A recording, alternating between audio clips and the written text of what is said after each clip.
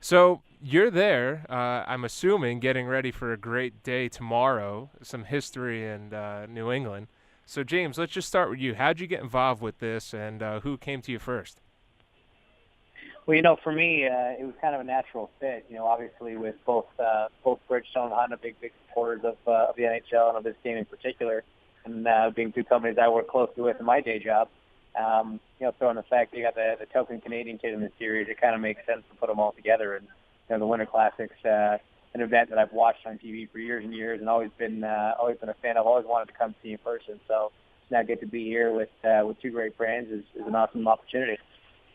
And Phil, your involvement, obviously, you're a big deal, the VP of sports marketing there with Bridgestone. How great is it to see this all unfold and come down to tomorrow? Oh, it's an incredible event, and this is the seventh year that we've been involved with the Winter Classic. And what's interesting is everyone is unique. It has its own look and feel and excitement about it. So it's a great place to be, and we look forward to actually just signed our contract with the NHL, and we have 5 more Winter Classics that we have to look forward to also.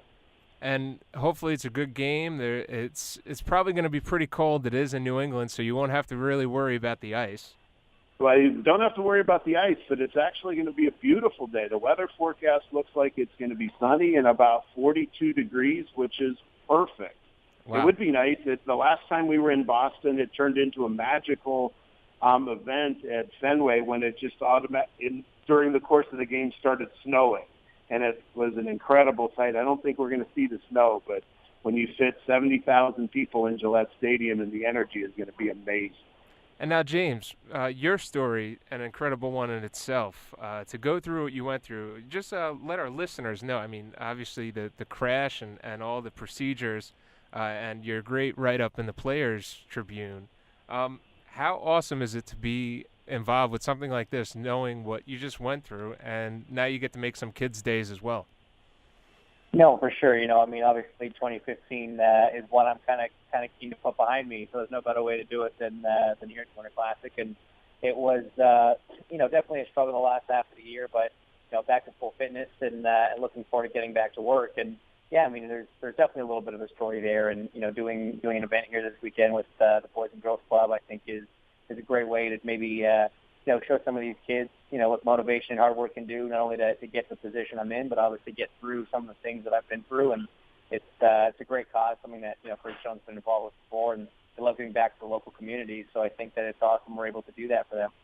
And Fox is a huge racing listening audience. So for some of our listeners, can you tell them what exactly not the whole story? We could talk forever about that, but just to get back in the car and the journey that was.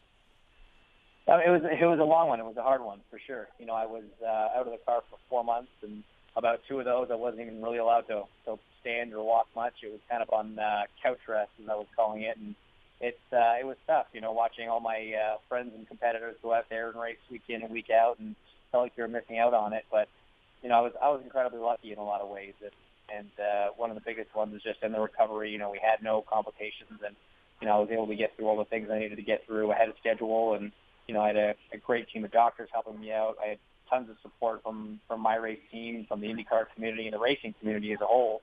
And so it made it that much easier on the hard days to stay motivated to get healthy again and get back in the car, knowing how much support I did have and how appreciative I was of all of that. And now, like I said, it's just it's a function of counting the days down until we get to St. Pete, get to go racing again. And expectations moving forward in the 2016. Pardon me, sir? Your expectations to bring home a title, maybe? Well, we'll see. It's going to be an exciting season, with the changes to the aero kits for next year and the changes to the rules in general of how we get to develop them over the course of the season. The testing rules have allowed us to open up, some days during the season. So I think you're going to see a little bit more of an exciting year. The fact that teams will be able to develop and drivers will be able to develop a little bit more, in season than we have in the past. So I certainly expect us to be more competitive than we were last year with the upgrades to the aero kits. And yeah, you got to aim big, right? So for sure, the championship goal heading into the year. And Phil, for Bridgestone and the sponsorship with the NHL, Can you give us any secrets into where maybe the next couple of years could be? Well, we have a great partnership with the league. We work well together, and we look at ways that we can further the league and further our initiatives and spread the word about Bridgestone at the Winter Classic here. We love the cause marketing piece, and as James indicated with the Boys and Girls Club, it's a great fit. Last year in D.C., we did a veterans tribute. We had some veterans with us. So we look at ways to extend the Bridgestone name in fun ways to create excitement for the brand, and the league is always a tremendous supporter of anything that we want to do. And maybe a stop here in New York at Citi Field could be in the works down the road, maybe. Well, I'll be talking to the commissioner tomorrow, so maybe we can put that plug in for New York. I don't think he would be opposed to something in his hometown, so we'll see what we can do. Yes, absolutely. And James, for our listeners here that may not know your whole racing story, who'd you look up to? Why'd you want to get into a race car? Why do I want to get into a race car? Well, I grew up in Canada and was too small to play hockey, so that's kind of what motivated me. No, it's for me, I idolize the Canadian guys. Guys like Greg Moore and Jacques Villeneuve, and kind of as I became a student of the sport, learning about like Gilles Villeneuve and things like that, and later Paul Tracy and Carpentier, Tagliani, all those guys.